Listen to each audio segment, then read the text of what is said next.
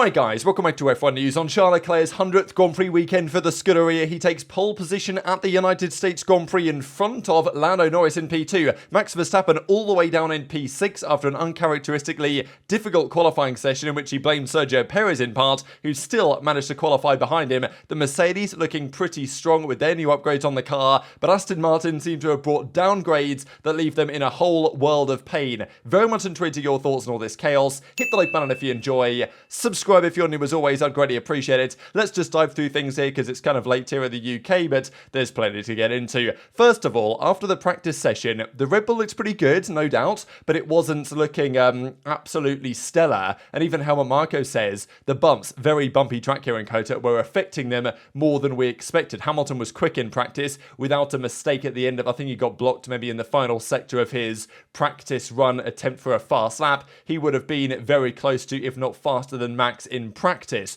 So that set us up very nicely. And I've got to say, there were 4 cars today fighting the pole. There was a Mercedes, there was a Ferrari, a Red Bull, and a McLaren, which is pretty promising, you've got to say, for the future. Now, I know that we've had some great qualifying sessions this season, and we've had some very lackluster races this season, but I don't think Sunday will be a repeat. Verstappen will definitely have a big task on his hands. But the Mercedes looks better, and Russell was kind of interesting, really. Like, one session of practice, especially with new upgrades on the car, it's a tall order for drivers to get dialed in. I think you really get to see the true elite level drivers are the ones that can get out there 1 hour of practice, get into qualifying with a setup that might not be perfect and really deliver. Russell eventually kind of got it together in the final session in Q3 here, but definitely the Mercedes upgrades seem to be working.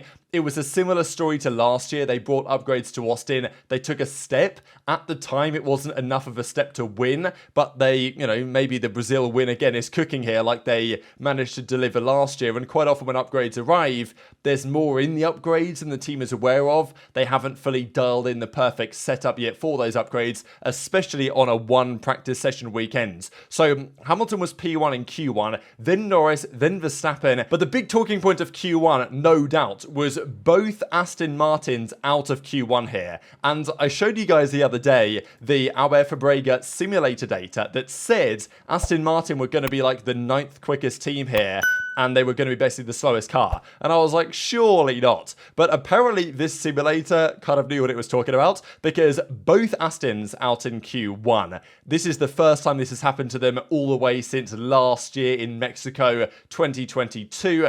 And look, Stroll loves a good Q1 exit, but for Alonso to be down at P17 shows the car is not where it needs to be. And let's not forget, they brought big upgrades this weekend.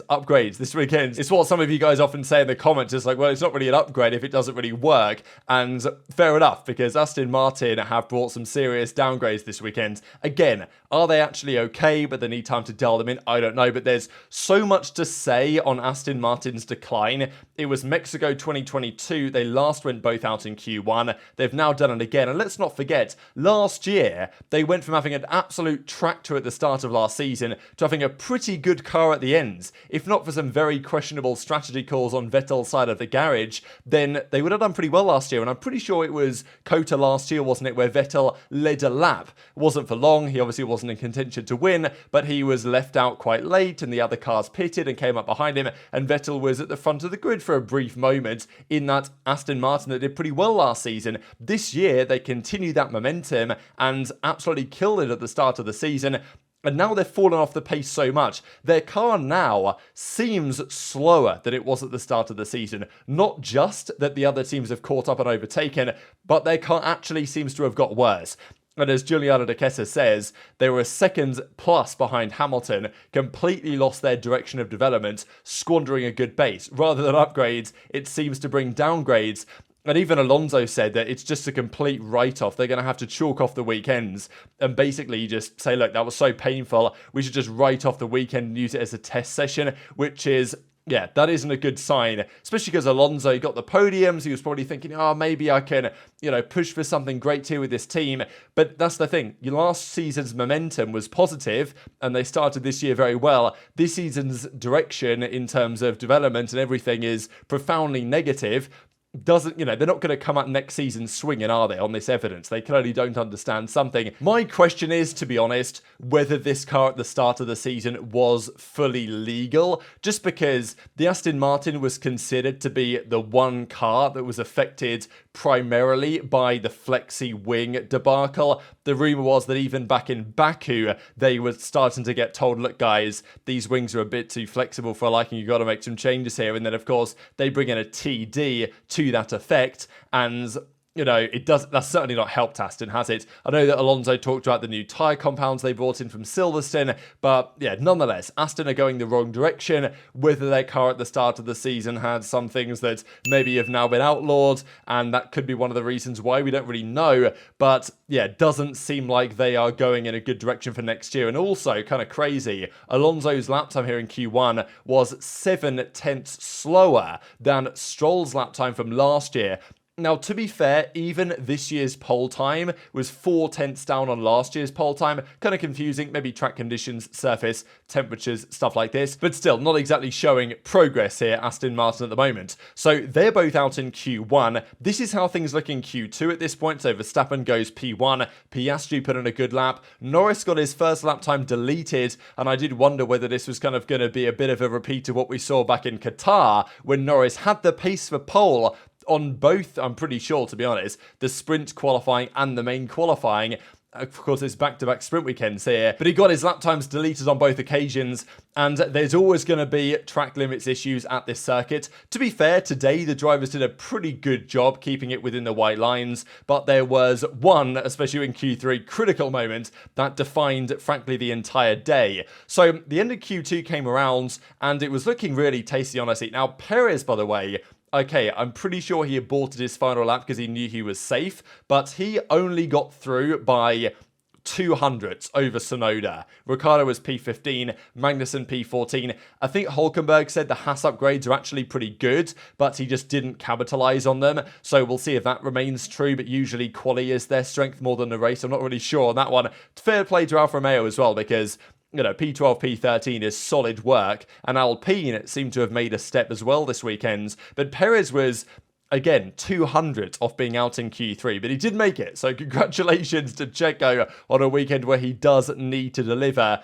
But it is kind of crazy to me that on a weekend where Verstappen has one of his most challenging Q3s in a very long time, and a very messy session by his standards, Perez still can't out-qualify him. We'll get to that in a second. I'm pretty sure this stuff has been, waved off as like it doesn't really matter about the whole failing to follow the race director's instructions.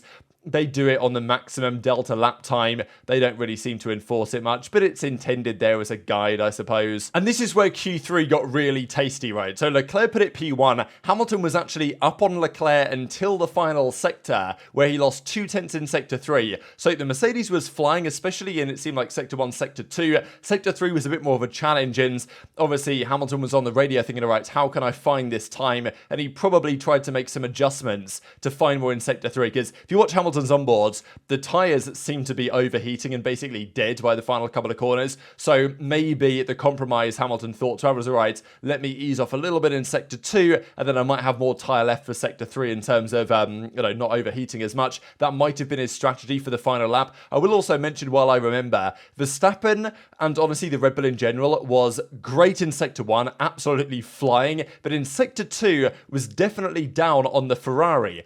And Sector 2 is basically 2 corners, maybe 3 corners, and a long straight. So straight line speed is big for Sector 2's performance, and Red Bull were actually not as quick as you might have expected, which probably means that they've chucked on probably more downforce than the other teams, which is going to make their race car an absolute monster, right? Because more downforce, more tyre, let's say, preservation. The Ferrari, if they are running lower wings, may struggle a bit more with that this weekend, although Mercedes did say a while ago they feel like Ferrari have solved their tyre deg issues. But we know that the Red Bull is going to have an advantage in race pace. It always does. And they were right on the ballpark today of being good enough for pole position in Verstappen.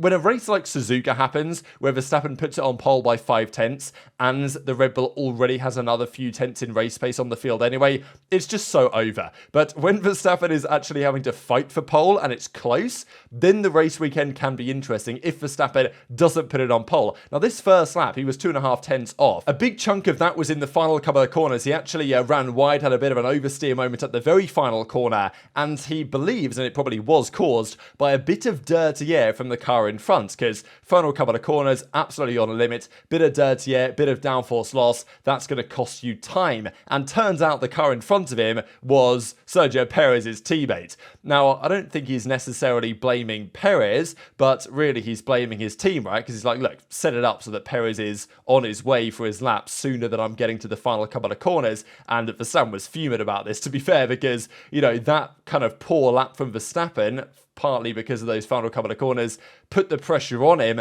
to deliver an absolute banger on the final lap. And that's when things got more challenging. So, yeah, Verstappen was not happy over the radio. That put him P3 and vulnerable to other drivers around improving and going slightly faster. This was that point of view, actually. So here's Perez starting his lap, and here's Verstappen only a few car lengths behind, definitely within the range of where you start to lose downforce, which is very important on a qualification lap like this. So Verstappen runs wider than he would have liked to, scrubbed off some speed, and find himself in not the best position going into the very final lap. So as I mentioned, Hamilton was on the radio trying to think, all right, you know, how can I compromise other parts of the lap to make Sector 3 better? But it was Leclerc who was putting in a stellar lap here, was up in Sector 1, was up in Sector 2, and then you saw Verstappen lock up into Turn 1. That cost him a good tenth and a half, I'd say, and then at the end of Sector 1, he was slightly down on where Leclerc previously was. So then Verstappen had to absolutely send it for the rest of the lap, and Leclerc himself even made a couple of errors,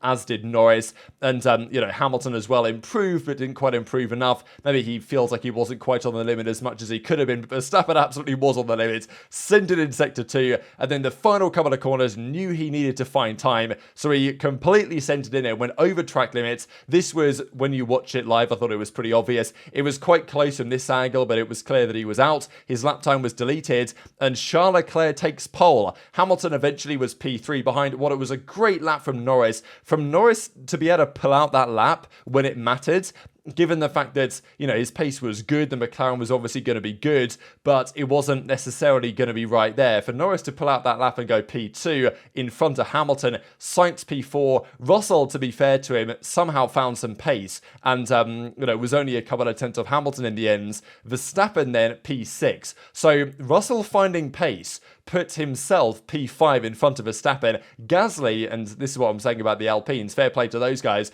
Again, there was a hundredth is that between Russell, Verstappen and Gasly. So that could have been a very different story. And whenever Russell and Verstappen line up on the grid next to each other, hopefully you're always in for a fun time. And we know what Russell was up to last year at Turn 1 in Kota. He took out Sainz. So to be fair to Sainz, he's probably thinking, bloody hell, I got this guy George behind me again. Hope we don't get a repeat of last year. Perez, though, he's only a tenth off Max. He's only 4.5 tenths off pole, only.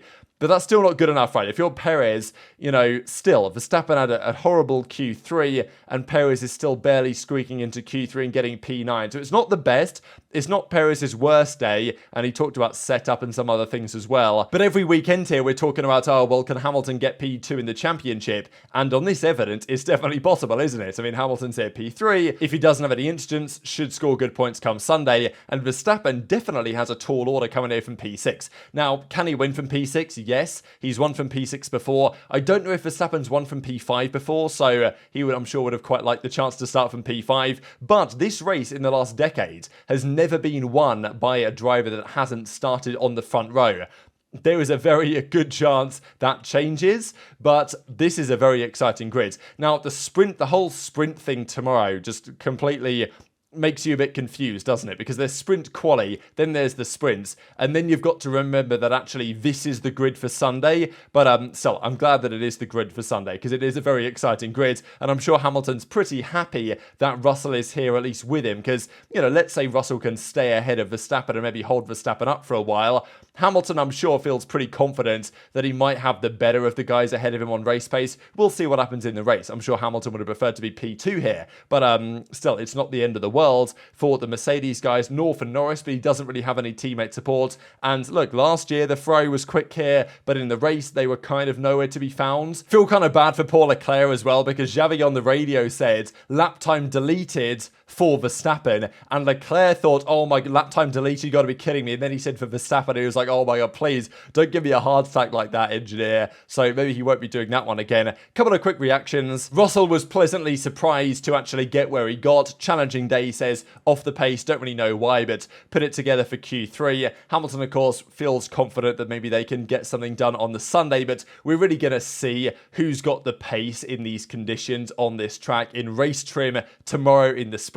And that's probably going to tell us what's going to happen on Sunday, but it's not necessarily going to tell us whether Verstappen can make the charge through the field, because you know, a few races ago, I'd have said that it was a no-brainer, but the fact that the teams are trending in a certain direction, the Red Bull doesn't seem immense compared to the competition. We saw that in Qatar, but I still think the tyre deg factor is going to be big, and I think that that's going to give them the edge. But still, Verstappen from P6, it's not an absolute guarantee, as it might be if we were at Spa back in 2022 or even 2023, if that was to be the case. And even Verstappen says afterwards, I tried to get the most out of the corner, I misjudged it, margins are very small, Terman also made the small mistake and locked up. Not ideal, but this makes up for the Sunday, and it might be a bit more fun. So that's what Verstappen's going for nowadays. This is the final grid for Sunday, but as I say, tomorrow with the sprint shootout and then the sprint will be an entirely different and hopefully equally entertaining story. So hit the like button if you enjoyed, subscribe if you're new as always, take care of yourselves, and I'll see you next time.